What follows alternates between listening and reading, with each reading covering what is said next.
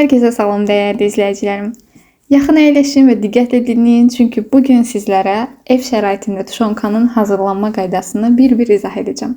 Keçək hazırlanma qaydasına. Qeyd edim ki, tuşonkanı müxtəlif ətlərdən hazırlaya bilərsiniz. Mən isə bugün mal ətindən hazırlayacağam. İlk olaraq əti videoda gördüyünüz böyüklükdə doğrayıram.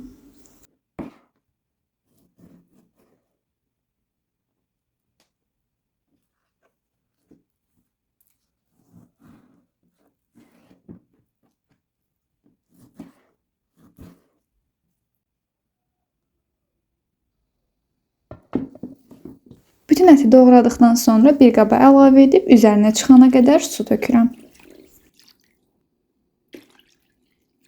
Sonra süzgəc yardımı ilə əti sudan çıxarıb suyunu süzürəm.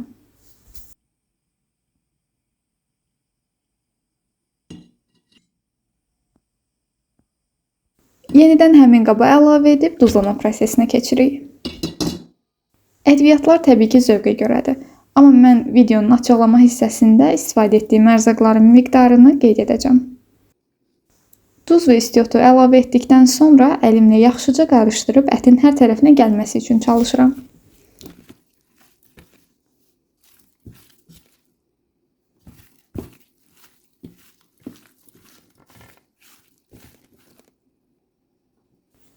Tuşonkanı əlavə etmək üçün belə balaca bankalardan istifadə edirəm.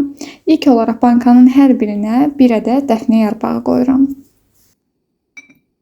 Ardından iri dənəli qara istiot tökürəm.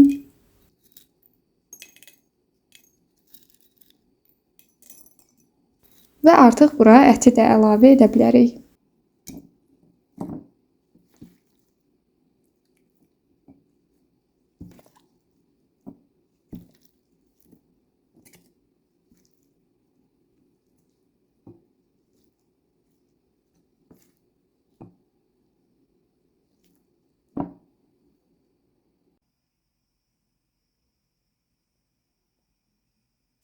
Bankaların qapağını yaxşıca bağlayıb ocağa yerləşdirirəm və qaynadıram.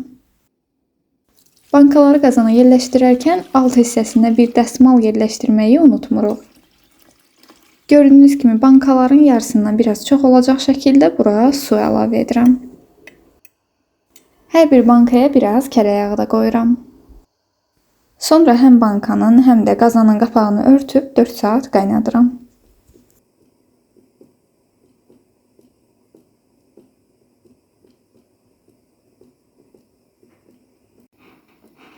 Bundan sonra da artıq tuşonka tam hazır olur. Sadəcə qapağının üzərindən bir dəfə də skoç yardımı ilə keçirəm ki, tam bərk bağlansın. Ev şəraitində hazırladığınız və qatqısız olduğunu bildiyiniz üçün bu resept sizin sevimliniz olacaq deyə düşünürəm. Ona görə bir dəfə mütləq yoxlamağı unutmayın. Əgər reseptim də sizin üçün faydalı oldusa, videomu bəyənməyi unutmayın.